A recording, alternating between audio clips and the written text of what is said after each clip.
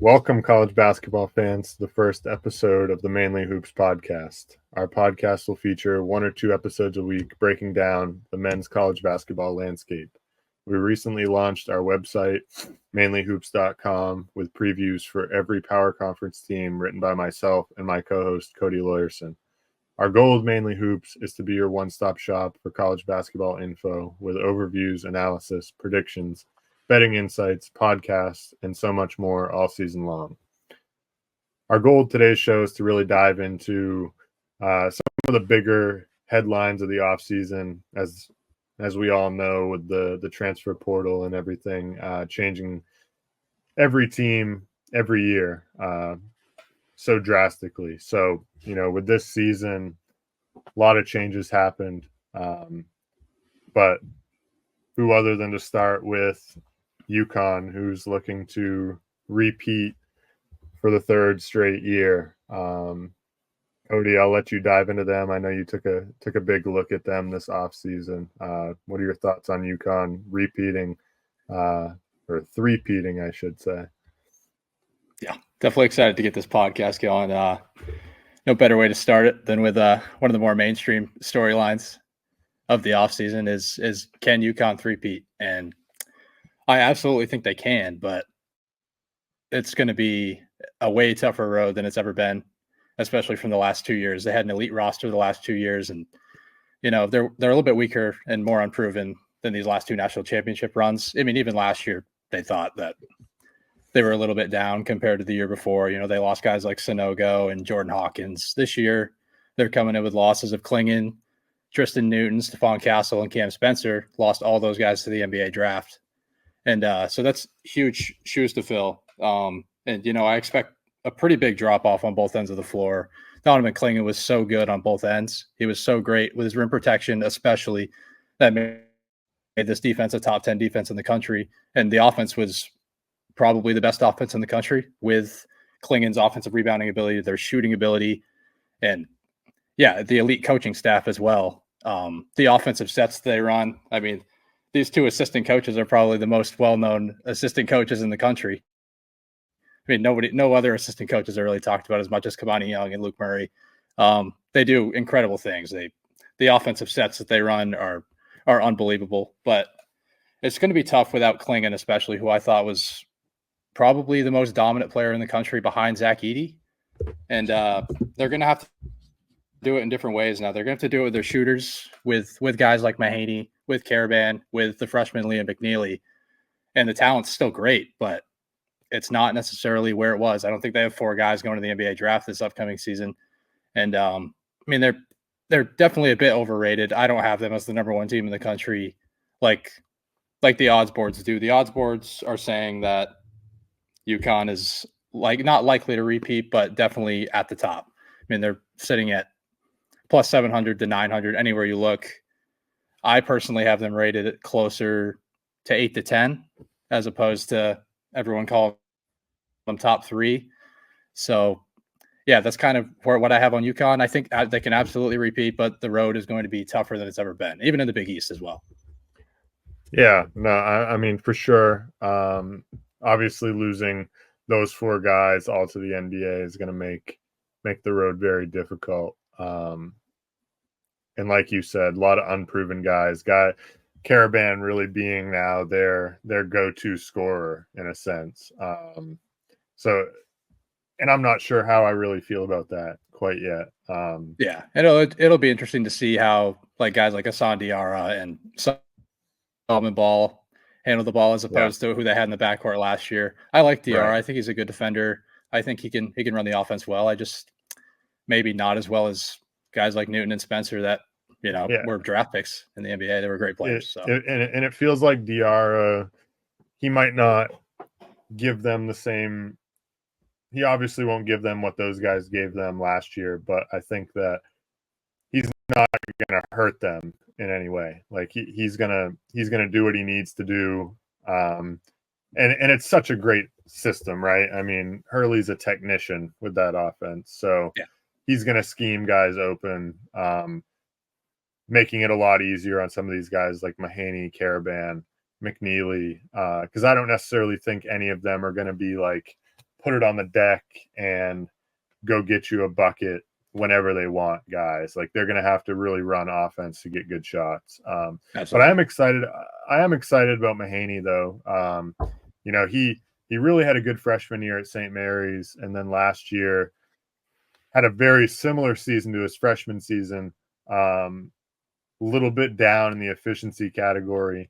So it was a little bit of a surprise, because I think that everyone really expected him to take that leap as a sophomore. But now making the switch to UConn, it's like everyone else has made that leap when they've gone to UConn. Like, why can't he? So For I'm sure. really expecting him to shine through, in large part due to Hurley and the rest of that coaching staff.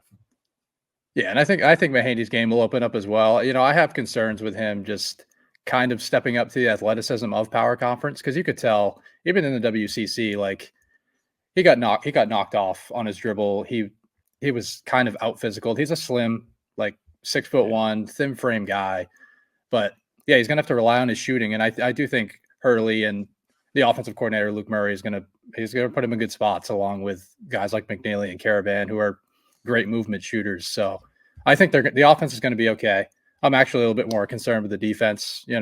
Replacing Klingon, you have the tandem of Samson Johnson and Taurus Reed. They're probably going to split 50-50. I think Taurus Reed might actually get a few more minutes, but overall, it's definitely it's a pretty significant downgrade from Klingon, and they're going to have some things to work on there. Yeah, but I don't know if you've seen that clip of Hurley yelling at Taurus Reed, telling him to get over here. Guy's a psycho. So seemed like he was off in space there. So yeah. UConn definitely an exciting one. Now, a team who really has a lot of question marks coming into this season is Arkansas, right? Coach Calipari made the surprising move, but felt like probably the time.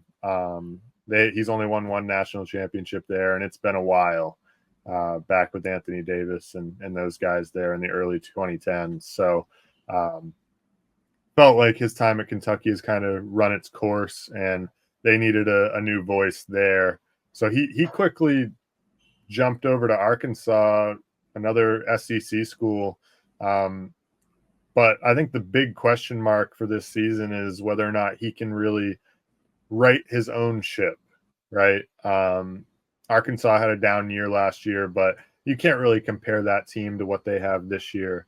They brought in a plethora of guys. It's an entirely new roster. They lost Tremont Mark to Texas and Khalif Battle to Gonzaga, but they brought in all of Cal's guys from Kentucky, as well as John L. Davis, who's one of the top names in the portal, from Florida Atlantic, Jonas Adu from Tennessee, which to me I thought was a surprising move, and then also brought over a couple of his recruits that he had brought to Kentucky, in Boogie Flynn and Carter Knox. So obviously the big question mark with this team is, can Cal still get his guys playing at an elite level? Obviously he's still an elite recruiter, but can he get his team to the tournament, but then also get back to winning in the tournament? The last few years they've had some real blunders in the tournament,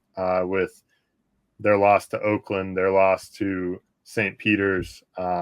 So he really needs to get back on the right side of March. This team has a bunch of talent, right? Their depth is great. The size of this team, they have a massive front court, with a lot of potential rim protection. The big question mark is their 3-point shooting and whether who their lead guard is going to be, right?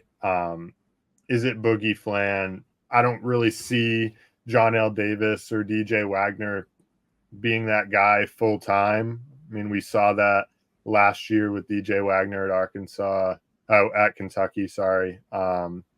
And John L. Davis, I think, is more of an off-ball guard. Neither of those guys are huge creators for an offense. So can Boogie Flan step in as a freshman and be kind of that punch that they need off the bench to get them organized and get shots for other guys? But I think Arkansas, really interesting team because they have all this depth and a lot of good players, and obviously a coach who's won it before. So I think Arkansas should be really excited about the direction of their program, but still a lot of question marks as to whether this team really fits well together and whether Cal is past his prime or not. Yeah, absolutely. And if you watched the charity exhibition last night, you would think Arkansas is the best team in the world, especially with how Boogie Flan looked. He looked like he could be the lead guard on this team. And I actually liked also how DJ Wagner looked. I thought he looked a lot more poised. The jumper looks a lot better than it did last year. So honestly, I mean, I don't want to put stock in exhibition games really, because it's just a lot. It's a lot of stuff going on there. But sometimes you kind of have to when you dive into it, you kind of have to sometimes. And Boogie Flan looked super poised for a freshman as well. I mean, albeit like Kansas was without Hunter Dickinson, and like they look fantastic, but they are super athletic, and the perimeter defense actually looks a lot better than I anticipated it to be. Like Boogie Flan's actually like a pretty lengthy 6'2" guard, and he's pretty physical. And obviously DJ Wagner's pretty active as well. So, and obviously the back line's great as well, with like they have 4 different guys that can throw there anytime, like Brazil, Thiero, not a huge big Z guy. I mean, he's fine. He's super undisciplined. So hopefully he comes along a little bit. They're not going to ask him to do a ton, right? No. I mean, he's going to play some minutes, but they have the depth there where he's not going to need to play super big minutes unless injuries come along. But with Brazil coming back, that's massive for them. He can really space the floor, I think, and be one of their top 3-point shooters. And he also is a long, athletic guy that can rebound the basketball for them. So he's going to be a big asset that's going to play a lot of minutes. And obviously Adu, he's going to play big minutes too. So, then you have Thiero and Big Z, where they fit in, where their minutes come in. A little more in question, but they won't need to rely on those guys, I don't think, as much as they were relied on at Kentucky maybe in the second half of the year last year. Absolutely, I agree. Yeah. So, while we're talking about the SEC, I know you had some thoughts in our recent conversations about whether the SEC has taken over the Big 12 as the best conference. Because obviously the last few years that started to come up in national talks. So, what are your thoughts about that? Yeah, I mean, there's a lot of people that think it's super close, and there's a lot of people that think the SEC is just completely overtaken the Big 12. I don't tend to agree, really, but it is close. I do think the SEC has way more depth. I mean, they only have 2 in the KenPom top 10, but they have 11 in the top 50 compared to the Big 12's 9. So that speaks to the depth in itself. I don't know how much stock people put into KenPom preseason stuff, but that is significant when like talking about the depth of the conference. And then even the teams at the bottom, you have teams like LSU, Missouri, and Vandy, who are all going to be competitive. I know you're pretty high on Vandy as well, and like they can make some noise. They can win. Any team in this conference can win 5 or 6 games. Yeah, no, I'm excited about Vandy. They got a new coach. They brought in some good guys out of the portal, right? They went and got AJ Hoggard from Michigan State. A couple. I am high on Hoggard. Right. So, I think that there are a lot of question marks still with some of the guys they got out of the portal, but the guys they got have been guys that have been projected to take a leap at some point in their college career and just maybe haven't yet, or they just haven't been in the right situation. I'm hoping that Vanderbilt now might be able to find something in some of these guys, because they've been pretty bad for a while here. So, like you said, I still think they're probably a bottom level team in the SEC, but they're going to be competitive. They're going to be competitive out of conference. They're going to be a top 100 team in the country, I could say, pretty comfortably, which obviously depth in this conference. I mean, I don't think the winner can get to 14 or 15 wins out of, I think it's an 18 game schedule. Actually, it might be a 20 game schedule. I don't even think anybody gets to 15 wins there. I think you might see the winner get to 13-7 or 14-6. Yeah. And then, we can transition over to the Big 12 where there's 5 teams in the AP top 10. I think that's the first time in history. And I personally have 4 teams in my top 10. But after like the top 8, like after you get to BYU, there is a pretty significant gap from BYU to Kansas State. Ken Palm has it 28 spots off, and there's a big drop off to the bottom with teams like Colorado, Oklahoma State, West Virginia, and Utah. Like I'm pretty low on all 4 of those teams. Just there's not enough talent, not enough depth there, and I could see those teams all just basically battling for last place. Like a team like Colorado, like I know they have a pretty significant home court advantage, probably one of the top home court advantages in the country, even along with Utah. But I don't see them pulling out too many wins, and I could see their non-conference going pretty bad as well, getting picked off in a couple bye games. So that's going to be a team that you can kind of beat up on when you really need a win in the Big 12, because it's obviously a gauntlet at the top. Every single win in the top 8 to 10 is going to be extremely tough, but there are gettable games in this conference that you're going to need at some point.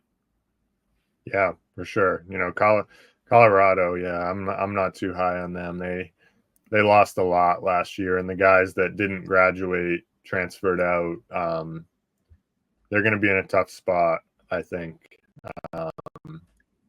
It's just surprising that with the recruits and the transfers that they brought in. Like I figured at least maybe the football program being like funded by NIL a little bit more, maybe that would transfer over to the basketball program a little bit.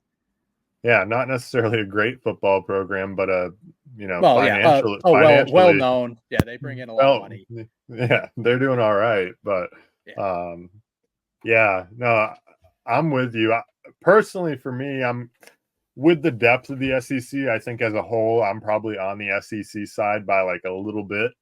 Granted, I think that the top of the Big 12 probably has the top of the SEC, as the AP poll reflects. But I don't think it's that crazy. I think some of those middle of the pack to bottom half SEC teams, like we talked about, like for me, I had Florida and Ole Miss kind of in that middle of the pack, 8, 9, 10, 11. And I think any of those teams can beat any of the top teams on any given night. Whereas in the Big 12, I don't really see that being the case. Like Colorado's not going at Houston and giving them much of a game. Right. No, that's a 30-point loss. Yeah. So, I think the depth overall has me favoring the SEC, but I think the Big 12 still has the edge in terms of like top power at this point, until proven otherwise. I'll give the slight edge. I'm going to give my slight edge to the Big 12 just because I'm so high on the top teams. Yeah. Like 3 of the top 4 teams that I have rated are Big 12 teams. Houston, Iowa State, and Kansas are all in my top 4. And I think that just elevates this conference. And like, if you can go on the road and beat them, like it might honestly single-handedly put you in the tournament if it's not a train wreck the rest of the season. So those teams were just so good. I mean, obviously Auburn and Alabama are great, and they're going to be great wins for anybody. So I'm just going to prefer the Big 12 slightly until I see like even these bottom half SEC teams really compete and possibly work to get a tournament spot.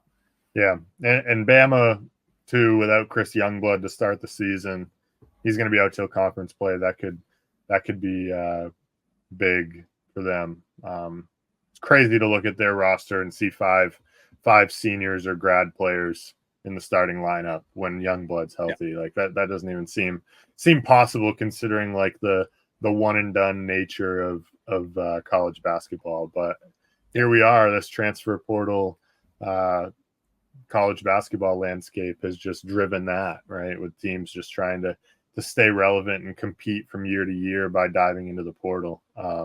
So be interesting to see. I'm excited to watch both conferences. A lot of good teams in these conferences right now.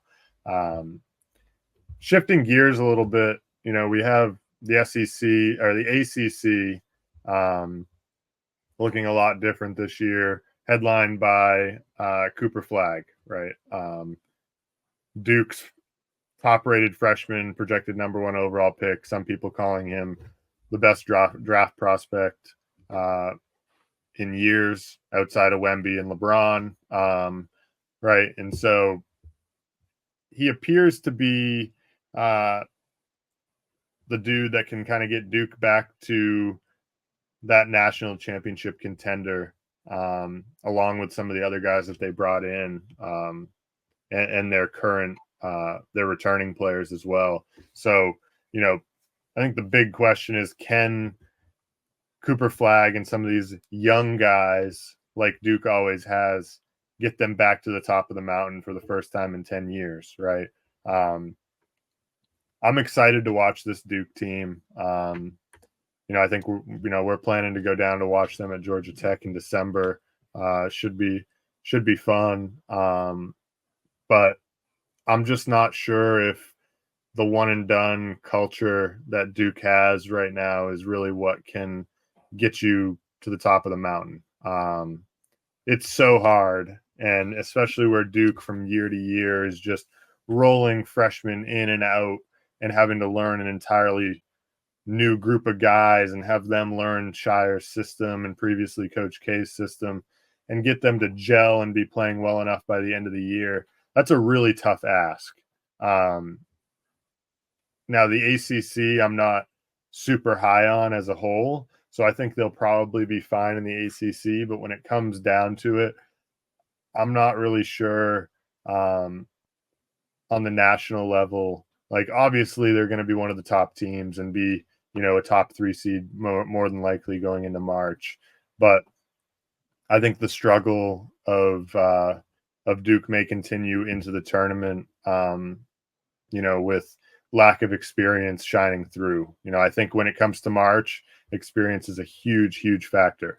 Now, they have a lot of talent, obviously, but I personally just don't have them as getting back to the top of the mountain in college basketball just yet.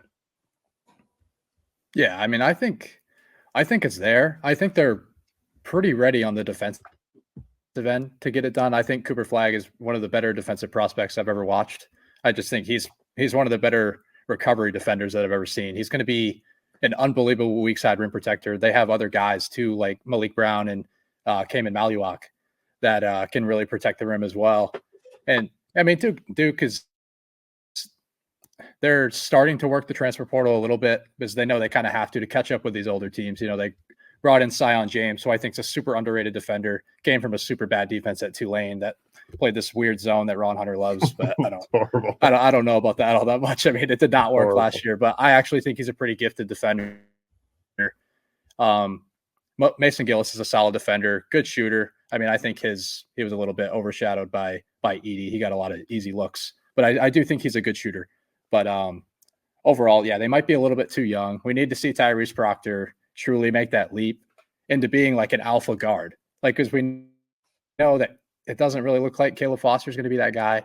And it's going to have to be Proctor and Flagg that carry the offense. And I'm not super ready to say that Flagg is ready to take over an offense. I think especially in like a half-court setting, I think his handle's a little bit loose, and it's going to be hard for him to get to any spot that he wants. Obviously, he can shoot over the top of anybody, but it's going to come down to, can he be a playmaker in the half court, and can this team execute when they're not being able to get out and run whenever they want? And honestly, Shire has preferred like a bit of a slower pace, especially last year. And I don't really think that suits a super athletic team like he has. So even with Flagg, like, to be elite in transition, it's just about Shire optimizing that to get the offense rolling. Yeah, for sure. Now, moving on to everyone's favorite conference, the Big Ten. Really just a bunch of teams, as we've talked about, that are like the same, right? A lot of teams that are, you could pull one out of a hat and you could make a case for why that team should finish first. And you might also be able to make a case for why that team could finish last in the conference. It's a really interesting conference. So is there really an elite team in this conference that can make a run? I mean, I think if there's one, it's Purdue. I don't know how much people like that, even with Edie gone. I do think they still have a lot of good pieces there. I mean, they're the highest ranked team in the AP poll at number 14. I mean, it's been talked about forever with the Big Ten about not being able to win a championship. I don't think it's happened since 1993. I think it was something like that, or Yeah, maybe a little probably. bit earlier than that. But there's only 4 total in the top 25, and I personally only have 2 in my top 25. But the thing is, I mean, the conference is super balanced. This actually might be a more balanced conference. It's going to be a more competitive conference than the SEC. I mean, all 18 teams are in Ken Palm's top 75. So Which we'll get to, I think, is preposterous. it is With, a little with bit a crazy. there are a couple of teams in there that I am just appalled by the fact that Yeah, they're like in you the look at top like 75. Minnesota, maybe Yeah, even Penn State, who I think is probably borderline. There are some teams like Nebraska. I mean, there are teams that can work their way out of the top 75. There's going to be a team in this conference that works its way into the 150s just because they're getting eaten up by the Big Ten, and yeah, it's going to get ugly. But there are teams in this conference that have an outside chance to make a run. Like you have Purdue, like I mentioned. I mean, Braden Smith, I think isn't a super underrated guard. I think people think he was kind of the beneficiary of Zach Edey's gravity that the defense had to bring to him. But I think he's a really good guard, and they have other big men that are going to emerge. Guys like Wilberg and Daniel Jacobson are going to have to take over and play a role, and they're going to be solid post up bigs. And then you have teams like Indiana, Oregon, and UCLA, who are all probably the top 4 consensus teams in the Big Ten that have what it takes. I have my doubts, and they all kind of have their inefficiencies there. yeah. Yeah, and I mean, that's for that's me, about all I have here. So yeah, yeah. I think the top 4, like you said, they have what it takes, but like they all have their flaws, right? Um, I'm really excited about Oregon and UCLA. I think that the move to the Big Ten is going to be kind of difficult for regular season purposes. I know we've talked about the home court advantage. Those teams don't have the same home court advantage that you're going to get when you go at Purdue. Um, and the travel is going to make things a little bit more challenging too. These teams are going to be traveling midweek to play at Rutgers on a Tuesday night, right? That's going to be weird, and it might make them struggle in the Big Ten conference season. But on the national landscape, I think these teams are very talented. I think that Mick Cronin did a great job in the portal. I think Oregon has some pieces. I'm super high on Jackson Shelstad, sophomore guard. It's just the question of whether some of the other guys that are there at Oregon can really come along, right? yeah, if they Kwame, can stay away from the injury bug one time, right, that would be fantastic. Their right, big men just can't stay healthy. right. And Kwame Evans, he showed his flashes last year.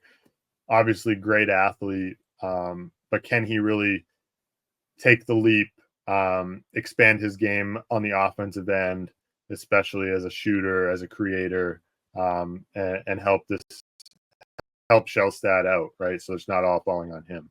But the Big Ten, like you said, I think is going to be very competitive. Like the games may be pretty interesting to watch, but in terms of whether or not they have a national championship caliber team in this conference, I don't see it. Yeah. And that home court disadvantage with the West Coast teams is I don't think it can be emphasized enough. Like it's gonna if they don't have good non-conferences, you could see teams like Oregon and UCLA, like they go 500 in the Big Ten, and the Big Ten didn't do any work in non-conference. Like you could easily see either one of those teams missing the tournament. It sounds kind of crazy for a team like UCLA. I mean, they missed it last year, but I mean, they obviously, like you said, they retooled with guys like Kobe Johnson and Bilodeau. So Yeah. but Yeah. overall, it's gonna be tough if they don't do any work in non-conference. With it's such a travel disadvantage. Yeah, for sure. For sure.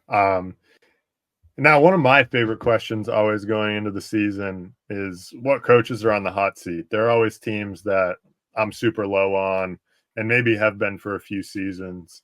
So I'm going to give who I think the first coach to be I fired got will a be. feeling. I got a feeling for this one. I think I know who you're going with. And then I'll let you maybe share yours too. For me, I think, like you said, you know who it is. I think it's Kyle Neptune. I think he's gone by halfway through the Big East season. I know you're a little bit higher on them than I am. But man, I've struggled to watch Villanova for a couple of years. Last year was really difficult. And again, this year, I think just so much is going to fall on Eric Dixon's shoulders. Luckily for them, he came back, right? Yeah. If he hadn't come back, I'm not super high on the moves that Neptune made in the portal. I think Wildcat faithful would really, really love to have Jay Wright back, but I can't really blame him for enjoying his cush job at CBS. He sits in the studio, makes a bunch of money, and talks about college basketball with Wally Zerbiak. I mean, what I would give to watch Jay Wright coach basketball again. I mean, Kyle Neptune it just doesn't feel like he makes any adjustments, especially on the offensive end. It's just a 4-out or 5-out offense. It's a dribble, drive, and kick. And they had guys that just couldn't create for themselves, really. Like you had Justin Moore playing the point a lot of the time when Mark Armstrong wasn't out there. And he's just not a good enough creator. He's an off-ball guard. But I actually am a little bit higher on guys like Jameer Brickus and Wooga Poplar that can make some plays off the bounce, possibly get to the rim, create some advantages, and open up some of these shooters. And if you play 5-out with Eric Dixon, which they might not. They might put Dixon at the 4, which I think puts them at a little bit more of a disadvantage if they put him at the 4. But with him playing the 5, I think they can space the floor, help guys out like Jameer Brickus and Poplar be able to operate in a little more space. So I do think the offense gets a little bit better. Yeah, I'm just not sold. Well, he's got to prove it to me first. Every time they pan to him on the sideline, he just looks confused. I feel like that they show him and he's just standing there and doing nothing, right? I don't know. I'm not a fan, clearly.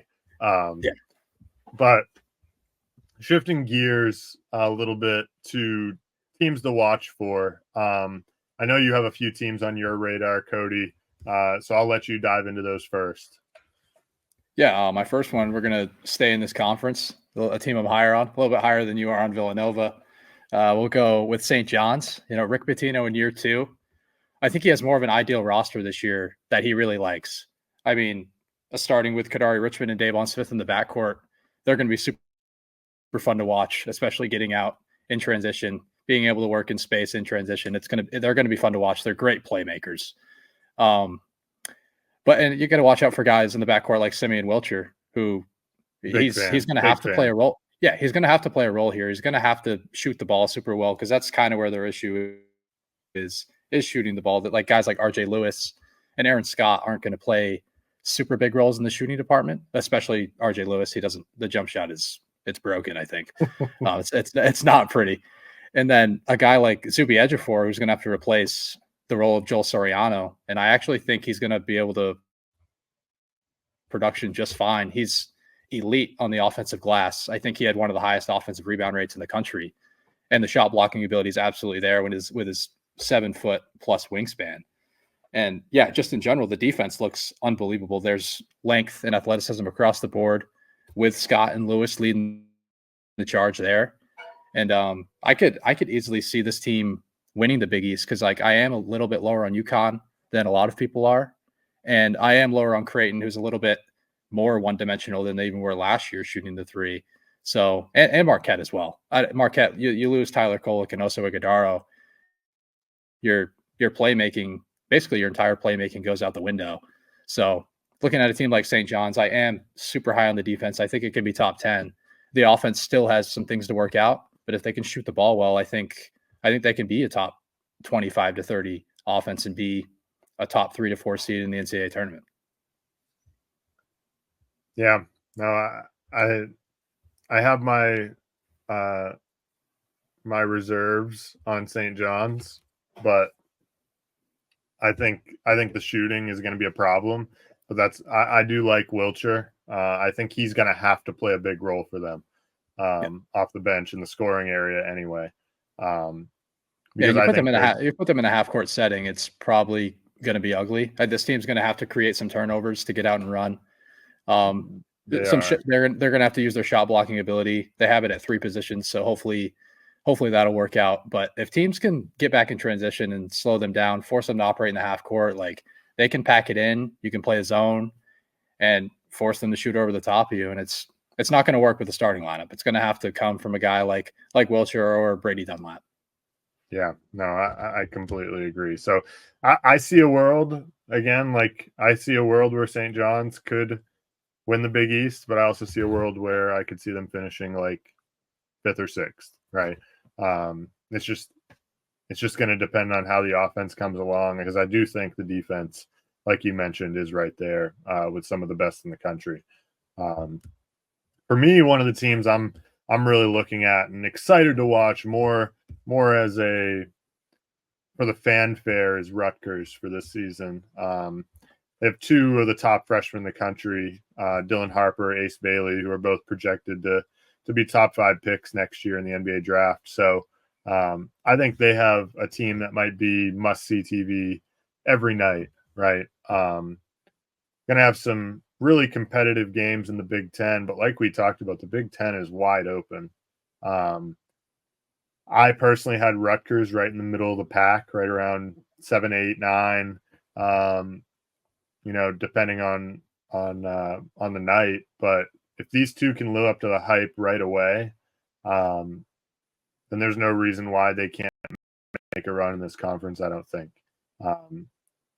It's just a question of, 2 freshmen, 2 18-year-olds, are they going to be ready to go right away in a very competitive Big Ten conference? Are they going to be ready to score at the level that they need to score? The Big Ten is usually a pretty physical conference, so are they going to be able to respond to that? And hopefully, they get some tune-ups in the non-conference schedule that prepare them for that. But once they're on the road at Michigan State, it's going to be a different animal for some of these freshmen, those 2 freshmen in particular that have never seen that before. But I am definitely excited about Rutgers. It's going to be a lot different than the teams they've had in years past, where it feels like every game you turn on, it's like Rutgers is on an 8-minute and 43-second scoring drought. I think this year's team is going to be a little more explosive offensively, which has me at least a little more excited to watch Rutgers basketball this year. Yeah, I mean, and with Steve Pikiell, the defense is a given. This team has been the top defense each of the last 3 years. And you bring in Dylan Harper and Ace Bailey, it only increases the upside. It could lower the floor a little bit, because I'm personally a little bit lower on Ace Bailey. I think his game is a little bit raw still. He takes a bunch of funky jump shots that some tough shots. They're super. I watched the exhibition against St. John's, and he made every single one of them that he took, every single tough jumper. So if he can consistently make tough jumpers, hey, I'll tip my cap. But I do think Dylan Harper's the more ready freshman, and I think he's built like a 5th-year senior. And his shot selection's a little bit weird as well, but I trust him to make more shots. And the shooting actually off the bench is pretty solid as well, led by PJ Hayes, San Diego transfer. I think he'll be pretty solid. And I think obviously Harper and Ace Bailey are going to determine the ceiling for this offense. Yeah, no doubt. Now, one of the top teams in the country, personally, who I think is my preseason pick to win it all, the Kansas Jayhawks. I know you did a deep dive into them, Cody. What did you see in them? Yeah, I think the exact same thing. They're my preseason pick to win the title. Coming off a down year where they had almost zero shooting. When your shooting's led by Kevin McCullough, it's probably not. You're probably not in the best spot shooting wise. I think they were just inside the top 200 in 3-point percentage last year. But you bring in guys like Zeke Mayo, who's an elite shooter, elite movement shooter. He's going to get opened up by Hunter Dickinson, AJ Storr, and Rylan Griffin. You also bring in a backup point guard in Shaq Moore, who can give DeJuan Harris a bit of a breather. Dickinson's game in the post is going to be opened up by these shooters as well. And when Bill Self has competent weapons on offense, his offenses are top tier. Like this should be a surefire top 5 offense in the country when healthy. You saw Dickinson didn't play the other night, and the offense kind of didn't look great. But obviously it's preseason, so I'm not too worried about it. And Bill Self's defenses have always been very solid too, regardless. I mean, the wing group is a little iffy with Mayo and Storr and Griffin. Like they're going to have to play a little bit better defense than they have in the past. But overall, I still think this is the most balanced team in the country. And yeah, it is my pick to win the national championship when it's all said and done. I think the big thing with Kansas too is that personally, I think Bill Self's the best. He's a top 2 coach in the country. Him, Hurley, I think they're both, right there. And the common thing every year with these Jayhawk teams are that they get better over the course of the season. They're always improving. And by season's end, they're always playing their best basketball, which I think is just a testament to what Bill Self gets out of guys. And so they may have some of these minor question marks, I think, but like you said, they're my preseason pick. They're your preseason pick to win it all. I think with the combination of the talent that they have and the coach, it's crazy not to think that this team couldn't be cutting down the nets in March. Yeah, and when you're down here as being a 4 seed, I think you're a pretty damn good program. So yeah.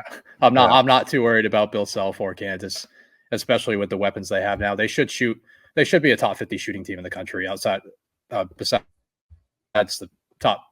They were 200th, I think, last year. Yeah. And that's just not what that group's built off. They need shooting. Yeah, for sure. Another Big East team I wanted to touch on was a little bit higher on them until the injury to Lassina Traore. The news that he's out for the season for the Xavier Musketeers. That was a big pickup for them in the portal from Long Beach State. He was going to be a big part of what they did. But I am very excited for this team still with Zach Freemantle coming back from injury, Jerome Hunter back from injury, and some of the pickups that they made in the portal. Ryan Conwell coming over from Indiana State, Marcus Foster from Furman, who he had a kind of a down year efficiency-wise last year, but I'm expecting a little bit of improvement there for him. And then Dante Maddox from Toledo to complement Freemantle coming back from injury after missing all of last season. And then the return of Davion McKnight, who averaged over 12 points a game last year, with him and Freemantle back, who are really, going to be the spearhead of the offense. I'm a little more excited about this team. I'm a little disappointed, obviously, with the injury of Traore. But Xavier, I think, will be back on the map and should make it back to the big dance this March. Unfortunately, I think their ceiling is a little bit lower now with that injury, though. Yeah, it sucks to see Traore go. I mean, Miller said he was going to be a 25-minute starting center. And, it made a ton of sense just because they needed that rim protection. I mean, you have like John Hughley's probably going to start at the 5 now, unless they go with Freemantle and play a little bit smaller. But just Freemantle's just not a rim protector, right? He's not going to. No. He's not a guy. He can rebound, but he's not a guy he's gonna struggle to guard guys like Kalkbrenner in that conference, right? He's just not. He's not big enough. Not physical enough. But overall, I do trust Sean Miller to put together at least a competent defense. Like last year's defense wasn't necessarily supposed to be great, and I believe they finished top 50 on KenPom. So like, pretty good group overall. It was the offense that was more the issue. But now they have the studs like Ryan Conwell, Davion McKnight coming back, Dante Maddox. I like Marcus Foster as a spot up shooter, a one dribble pull up kind of guy. And Freemantle, you can work through the post. And Hughley, I mean, he's obviously great in multiple areas. He can work on the perimeter a little bit as well. So the offense isn't really the problem. The defense a little bit concerning, but I still think they can get to be like a middle of the pack Big East defense. And if they do that, I think they have as good of a shot as any to honestly take home the Big East regular season crown. Yeah. For sure. Like obviously getting Fremantle back, who was such a big piece of what they did offensively, he does hurt them a bit defensively. So there's a little bit of an issue there, but I think net positive, obviously, for them getting him back. One of their go-to guys. And then the last team you'd wanted to touch on was Iowa State, one of those Big 12 teams who's ranked in the top 10 to start the season. Yeah, I feel like all I talk about here is the Big 12. So I think TJ Otzelberger's got it rolling. He's had it rolling since year one there. He's entering his fourth year. It was a team that I was personally skeptical about in Otzelberger's first year. The defense was really, really good, but the offense has continued to improve every single year. They only work themselves up to in the 50s offensively efficient wise, but they're going to improve even more here, and the biggest reason is because of shooting. They finished 69th in the country last year in 3-point shooting, and I only anticipate it to get better when you have guys like Curtis Jones coming off the bench, and you add Nate Heisey from Northern Iowa, who's going to be a great piece. You can throw him in the corner, and if you leave him, he's going to hit shots consistently. And then in the front court, I think you have your most offensively talented front court that Iowa State's had since Otzelberger's been there in Joshua Jefferson and Deshaun Jackson. It's not going to hurt their defense either. I'm super high on Jefferson. I think he sees the floor super well, can put the ball on the deck, can space it a little bit more than a typical Iowa State four-man. So you add in the offensive upside with this group, where I think they can get into the top 20 offensively, led by Lipsey and Gilbert, because they take care of the ball so well. And yeah, if their offense does land in the top 20, I think they're easily a top 3 to 5 candidate to win the national championship. And I think they can easily win the Big 12 regular season. Yeah, for whatever reason, I've always just been kind of a disbeliever of the Cyclones. That's where I've always been, but right? I'm such a believer in the offense now. Which is strange, right? Because they were always that defensive team that when you went to play at Iowa State, it was like, man, you're going to get bullied. You're going to get pushed around. It's going to be a tough environment. But now they have an offense. They have an offense that is very legit. I've just never bought into it, but maybe I should buy in before it's too late. Yeah, and a year or two, Momcilovic breakout is probably in store. He really hit his stride at the end of last year. He's a guy you can throw the ball to in the high post and let him go to work. He's not Dirk Nowitzki, but he's got like the shot looks a little bit like him on the step back fadeaway. So I do like his game, and I think he brings that good intermediate game that this team kind of needs. Yeah, without a doubt. And then the last team I wanted to touch on was UCLA.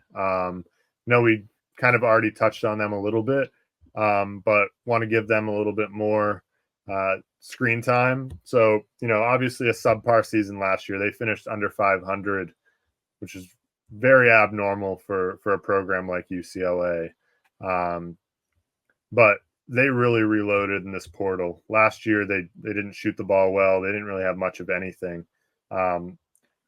Their massive loss was obviously Adem Bona, who's now with the Sixers. But they went out and got a bunch of guys out of the portal, brought in a 4-star recruit in Trent Perry. But I'm really excited about Kobe Johnson, Tyler Bilodeau, coming back with Dylan Andrews, Sebastian Mack. They also have William Kyle, who's expected to start at the 5 for them. And then, a few other guys, Sky Clark, who really hasn't done much in college yet, but he was a highly recruited guy and was originally committed to UCLA out of high school. So there's definitely, I think, some upside here, high upside with this Bruin roster, much more than last year where they really lacked perimeter shooting. They didn't really have any go-to guys, but I think that with the addition of Kobe Johnson this year, he's really going to be a steadying force for that team that they really missed last year. So it'll be interesting to see how they adjust with the travel in the Big Ten. But to me, they're a very deep team in a weak conference. So I could see them, especially with as good a coach as Mick Cronin is, I could see them competing, particularly in the Big Ten championship in the conference tournament.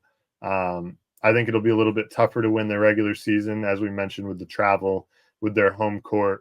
But I think once you get to that neutral site conference tournament, I could see this team, especially by season's end, and such a good coach, I think, being as good as any in that conference. Oh yeah, absolutely. And I'm pretty high on William Kyle too. He has some Adembona traits to him. I mean, he's obviously coming from the Summit League, so I usually temper my expectations on guys that come from the Summit League, especially like trying to play up to the physicality of a power conference because there's no physicality in the Summit League. It's a lot of scoring. Also with the back, yeah, just a ton of scoring. Defense is optional there, but with the backcourt with Dylan Andrews and Sebastian Mack, they're obviously going to have to show me a little bit more for me to call this team like a top 3 to 4 team in the Big Ten. And I do like the transfers that they brought in. Kobe Johnson has Jalen Clark like traits to him, elite defender, and I think he has a little bit more of an offensive game than Clark had. So overall, I do think they've improved on both ends of the floor, in my opinion, even with the loss of Adembona. But the offense is going to really need to improve in order to get to the top tier in the country. Yeah, no, I agree. But I think the potential's there. It'll just be whether or not they hit that. Now, I know you had a few other teams that you wanted to give a quick shout out to, say a few words about. Yeah, there's another Big 12 team, Texas Tech. I love Grant McCasland. I love the defense there. I'm higher on Maryland breaking out a little bit with Kevin Willard, and I believe it's his third year. I think the offense honestly gets better with even with the loss of Jameer Young. I think they have a more balanced backcourt now. Boise State, I'm super high on in the Mountain West. I think they take home the Mountain West crown. I'm high on Cincinnati. We'll talk about one of those players here in a few minutes. We're both super high on Mark Pope's first year in Kentucky. And Wake Forest, I think we're also pretty high on. I'm pretty high on Steve Forbes. He's made some good adjustments, especially on the defensive end there. Yeah, for sure. For me, a few other teams, quick shout outs. Indiana Hoosiers. This is really a make or break season for Mike Woodson. He's got to get on that coach's fired list, I think. He's awfully close, right? With a program as storied as Indiana, a lot of pressure there. But he did a great job in the portal this year. So I like their upside. They still have their flaws, as we mentioned earlier, but I'm excited about what they might be able to accomplish. Michigan State, obviously one of the greatest coaches in college basketball history, Tom Izzo. A much different roster this year, but I really like the potential of this roster. A lot of good athletes, but they lost Hogard. They lost Walker from last year. So some big shoes to fill there, a lot of points per game, but I do like this team. Much higher on them now than I was initially in the offseason.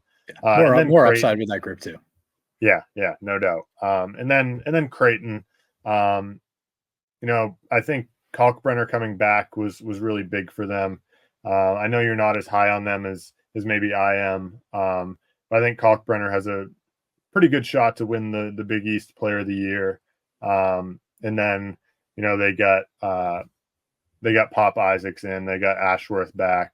So I like the backcourt. It's just going to be a question of where do the points come from on the wing. With Shireman gone, Trey Alexander is that long, lanky guard that could kind of do it all for them.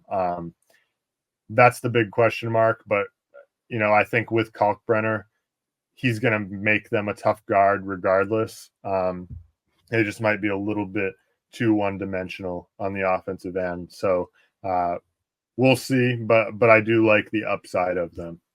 Yeah, and Kalkbrenner is arguably the most valuable player in the country when you look at the defensive end of the floor. I mean, everything works through him. McDermott filters everything.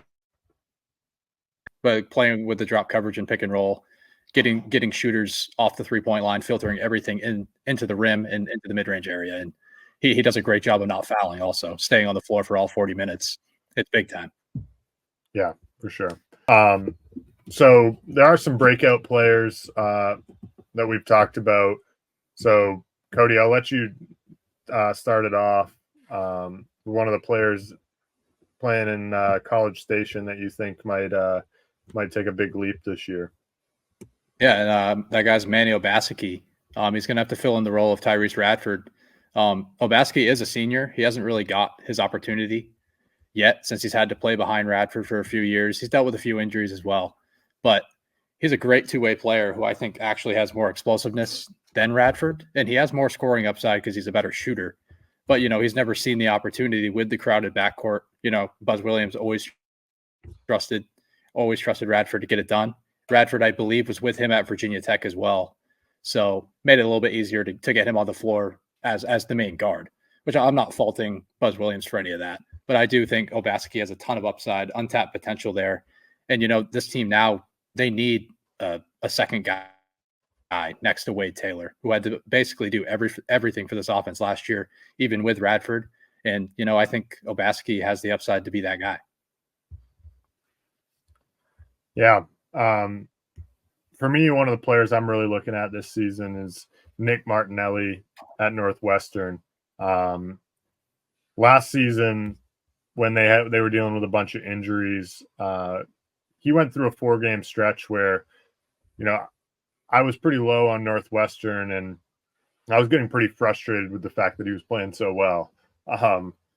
And he really picked them up in some key games down the stretch, particularly at Maryland. I remember he was great in that game, shot at 9 for 14, had 27 points in that game, and then rattled off 3 more double-digit scoring games. From what I've seen from him, he has a great feel for the game, crafty player. I feel like we say that about all lefties, but he really does just have a good feel, especially in and around the paint. Great cutter. And Northwestern doesn't have their best player anymore. They don't have Boo Buie to rely on anymore. So I think he has a chance to take a pretty significant leap this season with Buie gone. Yeah, they're gonna have to do it by committee a little bit more, and I think Martinelli's he's gonna be a big connector piece that's gonna have to shoot the ball well. Yeah, for sure. Another player you had on your radar, Cody, as you just mentioned at Cincinnati, Jizzle James. Yeah, I think he's primed for a breakout here in year 2, and he was really good at the end of last year in the NIT when Day Thomas didn't play. I believe he had a foot injury. He's actually dealing with that again. So Jizzle James is going to have to show what he has right away, right at the beginning of the year. I think Thomas is going to be out for a couple weeks. And, he showed flashes of how good he can be regardless. He's super explosive off the bounce, has a solid mid-range game. The three-point shot needs to improve a little bit, but he was also asked to do a ton in a tough Big 12 conference. That was the best conference in the country. And but I expect a huge year 2 leap here with the physical tools that he has, a year of development in college hoops. I think he's going to be ready. I think he can get close to the 12, 13 point per game mark, even with Day Thomas. He only played 19 minutes a game last year. I expect him to almost take the leap over Day Thomas as the primary guard. Yeah, I wouldn't be shocked at all. And Cincinnati, I had just outside my top 25, but I think he's going to take that leap, and I do think he's going to jump Day Thomas and become their go-to guard. Speaking of go-to guards, for me, Jackson Shelstad's a guy that I think is going to be primed for a breakout season.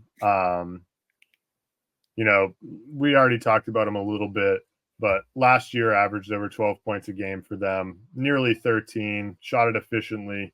The big question is going to be, can he lead that team? Kuznard's obviously gone this year.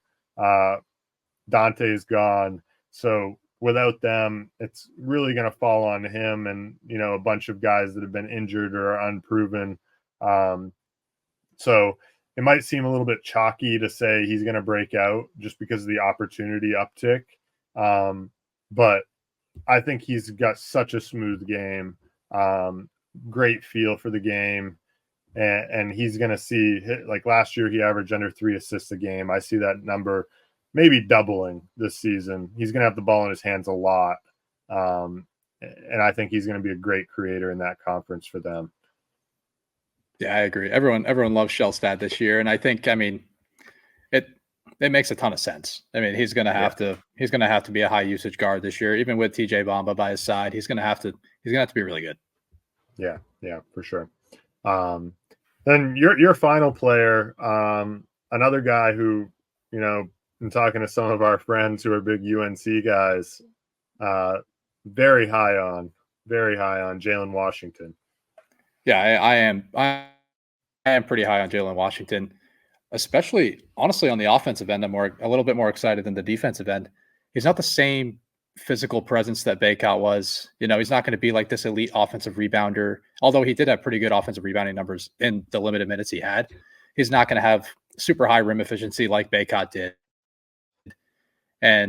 But offensively, it's going to be the floor spacing with him, which is going to be big for outside of RJ Davis. It's not proven shooting, especially on the wings. You know, guys like Ian Jackson and Powell don't look like they're super developed with their jumpers. And I haven't seen it with Cadeau or. So it's really only RJ Davis from a floor spacing standpoint.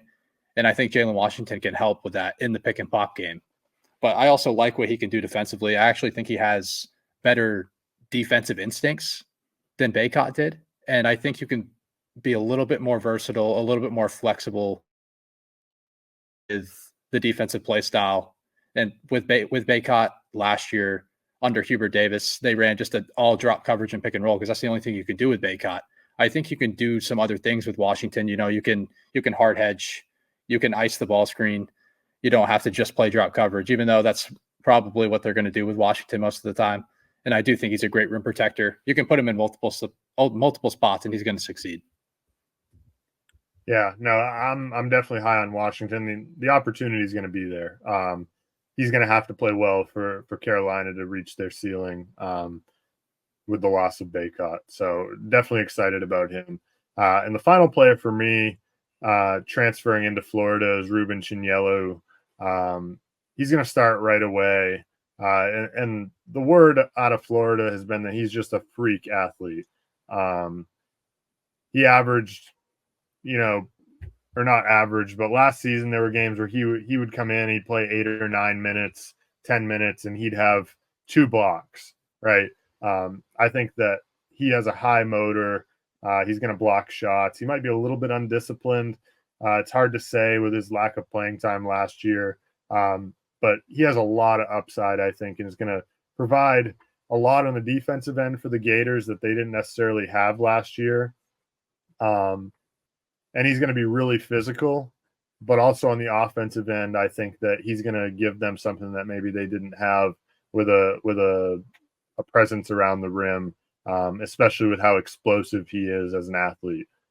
So he's a player that I think could really help out some of those guards, especially with the loss of Tyrese Samuel and Hanlogton out for the season too. Yeah, and I think you can do different things with him defensively as well. I know Golden loves, you know, playing the 2 big lineup and just kind of sitting them in the paint and trying to protect the rim there. But I think Chinyelu is probably the most athletic big that Golden's had since he's been there, maybe outside of Colin Castleton. But Chinyelu, I think you can do a lot of different things with, and he's super gifted. I mean, his wingspan's got to be like 7'5". It's pretty ridiculous. He's going to be a huge defensive impact. The offensive impact is going to be where the question is, and I think it's a question with all four of the guys in the front court with Florida. I was looking at their free throw shooting numbers. I think all 4 of them shot under 50% last season from the free throw line. So it's almost like you can just play Hackett and Yelu half the time, and they're not going to be efficient in that area. But the defensive upside is crazy with the minutes he's going to get. Yeah, I agree. I'm excited about him. I'm excited for the season. I know as you are. You know, we're just over a week away now. A week from Monday, November 4th. We've got, I don't know how many games you said, over 100 games or something on Monday, November 4th. So So I'm really excited and looking forward to recording another episode of this podcast as well. I think next time our listeners can look forward to some more predictions, some of our conference projections, and some of the big awards that are handed out at the end of each season, as well as our national championship favorites. So, really excited about what we're doing with Mainly Hoops. Going to be getting ready to do another podcast sometime next week. But in the meantime, if you want to check out our content on our website at mainlyhoops.com or on Twitter or Instagram at mainlyhoops, you can definitely check us out there and read any of our previews and content that we put out so far.